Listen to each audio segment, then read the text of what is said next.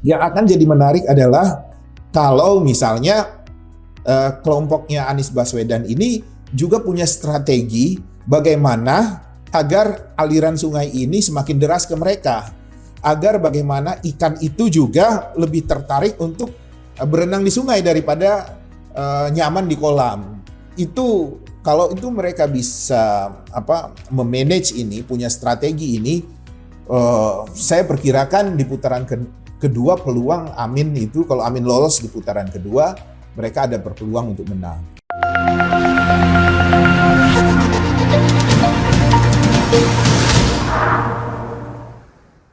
Halo teman Citra Indonesia, kami jamin Anda menang. Kembali lagi bersama saya Putri. Pada kesempatan kali ini kita akan membahas seputar kekuatan kekuasaan versus psikologi massa. Oke, untuk lebih jelasnya langsung saja kita bertanya-tanya kepada konsultan politik kita. Ya, baik Pak. Menurut isu yang beredar bahwasannya Bapak Presiden kita itu menggunakan kekuasaannya untuk memenangkan anaknya yang menjadi calon wakil presiden. Apakah itu betul, Pak? Ya, itu sesuatu yang manusiawi ya. Orang selalu, saya ketawa geli gitu ketika orang mengatakan, ya kita berharap Pak Jokowi akan bersikap netral, kita yakin Pak Presiden akan netral. Ya itu sesuatu yang absurd lah. Orang anaknya kok gitu. Sedikit-sedikit dia pasti berusaha, saya bisa bantu apa buat anak saya, kan begitu. Nah, apapun itu, apakah Pak Jokowi menggunakan kekuasaan, menggunakan kekuatan aparatur gitu, kita anggap saja itu akan terjadi. Anggapan, karena itu adalah manusiawi. Tapi di sisi lain ketika orang cemas dengan menggunakan kekuatan kekuasaan ini, orang akhirnya mengkerucut, orang akhirnya tumbuh perlawanan. Muncul perlawanan-perlawanan di kelompok-kelompok masyarakat bahwa cara-cara yang dilakukan oleh Pak Jokowi itu penuh dengan gugatan-gugatan etika politik.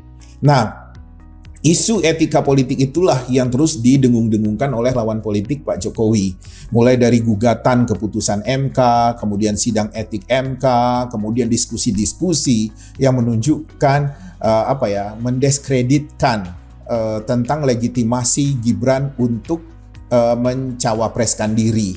Jadi mereka menunjukkan bahwa keputusan Mahkamah Konstitusi itu penuh dengan nilai-nilai subjektif, bukan nilai-nilai keadilan, bukan nilai-nilai legal gitu, tapi lebih kepada urusan kepentingan pribadi, karena ada benturan kepentingan etik, persoalan etik di sana, karena ada benturan kepentingan antara ketua Mahkamah Konstitusi yaitu Anwar Usman yang notabene dia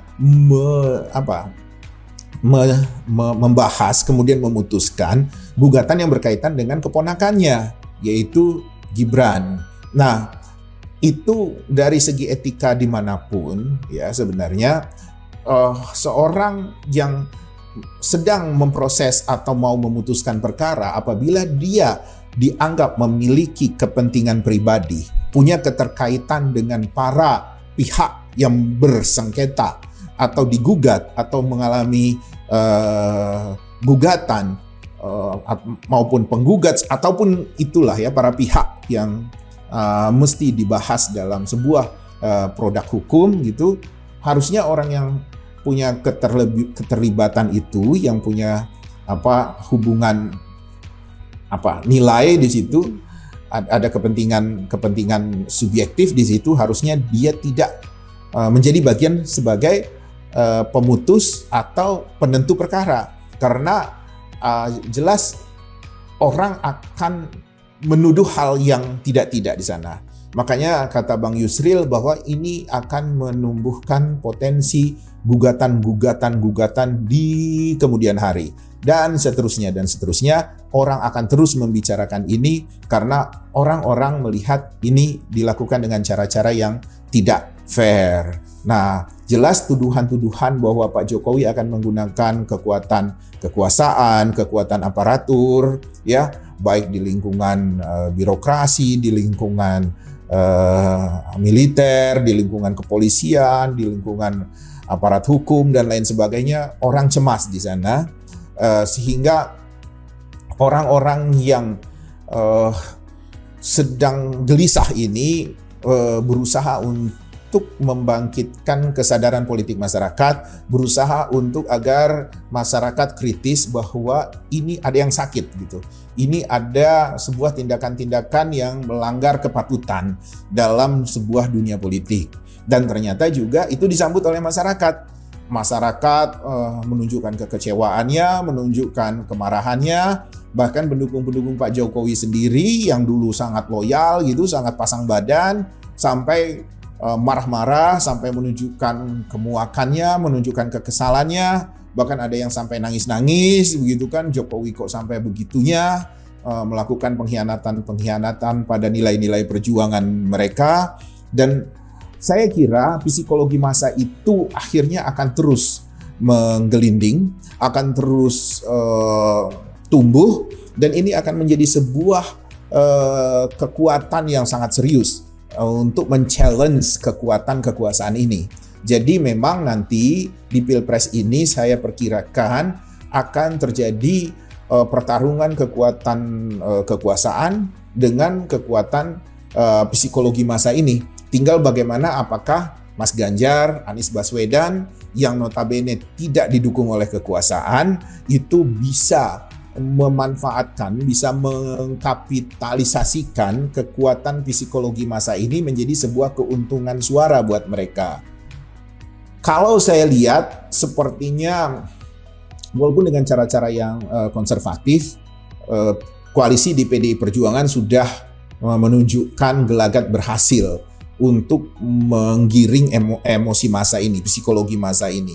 Sudah menunjukkan gelagat bahwa memang ini harus digugat secara etik. Sehingga gugatan etik ini menunjukkan posisi yang kontra kepada kekuatannya Pak Jokowi. Nah, posisi kekuatan yang kontra pada kekuatan Pak Jokowi ini, Citra Indonesia menghitung ini akan menjadi sebuah kekuatan suara pada saat pencoblosan nanti. Cuma masalahnya kekuatan suara orang-orang yang kecewa pada Pak Jokowi ini disalurkan memilih kepada Mas Ganjar atau disalurkan untuk memilih Anies Baswedan. Ini yang harus pintar-pintar lah strategi yang ada di kelompoknya Mas Ganjar maupun strategi yang ada di pihak Anies Baswedan. Nah, kalau saya melihat yang dilakukan oleh Anies Baswedan ini, mereka seperti begini loh, nunggu di aliran sungai yang mengalir, yang ikannya akan lewat di situ, dan mereka tinggal ambilin aja tuh ikannya. Kalau ikannya lewat, ambil, masukin di keranjang. Ikannya lewat, ambil, dimasukin keranjang. Itu yang dilakukan oleh kelompoknya Anies dan Imin.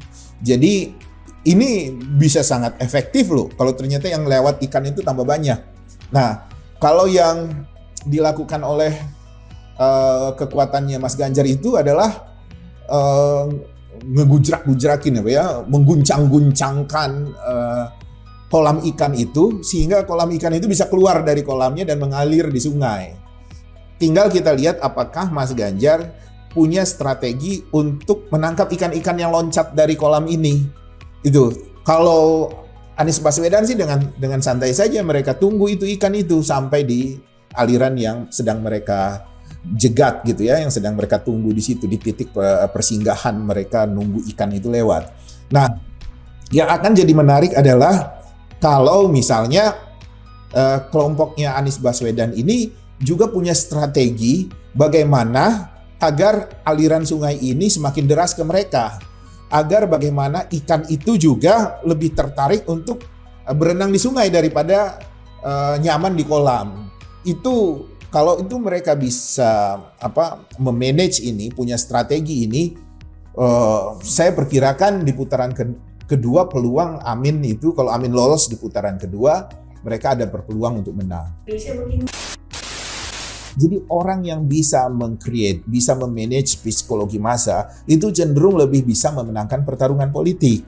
Karena masyarakat itu pada dasarnya secara naluri mereka tidak senang dengan kekuasaan yang mau cawe-cawe mempertahankan dengan menggunakan segala cara, apalagi menggunakan kekuasaan politik dia dengan kekuatan aparatur dan sebagainya. Masyarakat jengah dan tidak suka seperti itu. Tapi memang elit-elit yang bermental feodal ya, bermental ningrat gitu, percaya betul bahwa kekuasaan adalah kekuatan yang efektif untuk membuat mereka terus berkuasa, tetap terus lestari. Mereka menganggap bahwa kekuatan massa, kekuatan masyarakat itu bisa mereka manipulasi, bisa mereka taklukkan, bisa mereka jinakkan. Mudah-mudahan pertarungan kekuatan kekuasaan dengan kekuatan psikologi massa ini bisa memunculkan akal sehat buat masyarakat banyak, sehingga pada pilpres ke depan kita bisa mendapat presiden yang valid dan kredibel secara politik.